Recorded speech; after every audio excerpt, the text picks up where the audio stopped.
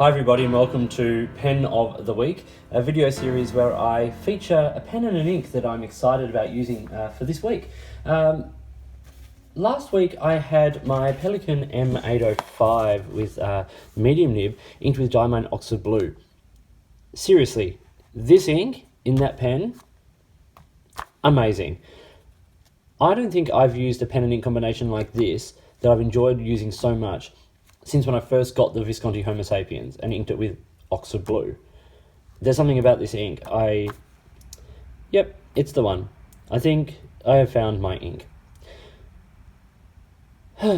Anyway, this week I'm using the Lamy 2000 with a medium nib. Here is my Lamy 2000 with Lamy Petrol ink. Now, I mentioned this would be my pen of the week in my musings video last weekend.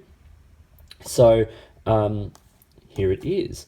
So, this was the 2007 special edition ink. In the usual box, the usual bottle, the cartridges and stuff as well. Great bottle. You know, it's a shame it's not part of the standard lineup. Lamy Dark Lilac the same, just beautiful. But let's start with this pen. Now, this is a classic pen. It has been around for more than 50 years with only tiny minimal changes. It is just an absolute classic fountain pen, which is interesting because, well, a lot of us are used to fountain pens that have, you know, like a standard sort of nib on it. That's what we expect. And when you first get into fountain pens, you might think that that is what you should be getting. The Lamy 2000 has this semi-hooded nib and this really cool sort of brushed steel section, which it's just beautiful. And the workmanship in it is outstanding. You can barely see the seams.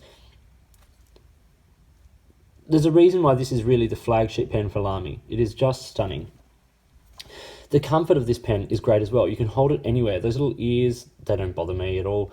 I can write with this pen for hours and hours and hours without any issue. It's a good size, it fits nicely in the hand, it posts really well and posts securely, so you can actually write very comfortably with this pen posted or not, and it's just absolutely beautiful.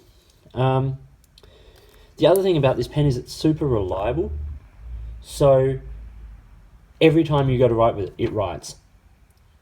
It's just an absolute classic, fantastic fountain pen. And yeah, you do pay a little bit of a price for it. It's not a cheap pen, but if you can get a good deal on it, my lordy, this is a pen I like to use. Now, about this ink, you can see it's a really interesting sort of dark green tealy sort of color, I guess you'd say. It's got some sheen. It's rather interesting. What I love about this ink is that it's firstly unique. Robert Oster Velvet Storm is the closest I've come. There are a couple other colors that get close, but there's no real inks like this. You know, Diamond Green Black, there's a couple of Noodles inks that are sort of similar to Zhivago, things like that. But there's something unique about this one that I just can't put my finger on. I really love it. There's also nice shading. Now, it's not a heavy shading ink, but it does shade. You can see here, every now and again you just get that little pop of the lighter color, and it's beautiful. And then lastly, what I love about this ink is the performance. You know, we're talking about an ink that will write on just about any paper. It doesn't bleed or feather heavily. It doesn't have amazing water resistance, but you're not buying it for that. It's just a beautiful, everyday, great writing ink. And if you can get away with using a dark greeny sort of color at work, there's no reason why I wouldn't use this ink all the time. Now, while we're here, I shall do my writing sample. Now, as usual, picking up in Dracula by Bram Stoker, where we left off.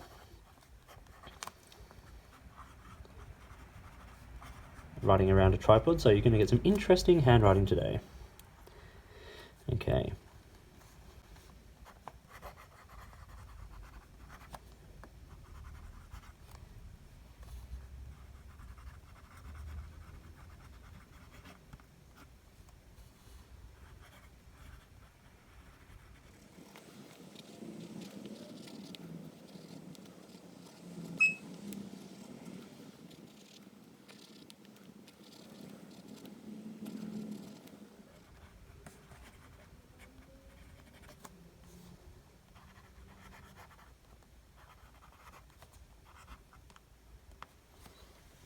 So, this pen, it lays down a great line of ink. There is a sweet spot on the nib. I've done this in a review of it where I start and I roll the pen, and you can see that there is sort of a nice sort of sweet spot of where the pen writes really well, but if you get it off the access, it becomes a little bit scratchy. It's got a sort of you can't really see,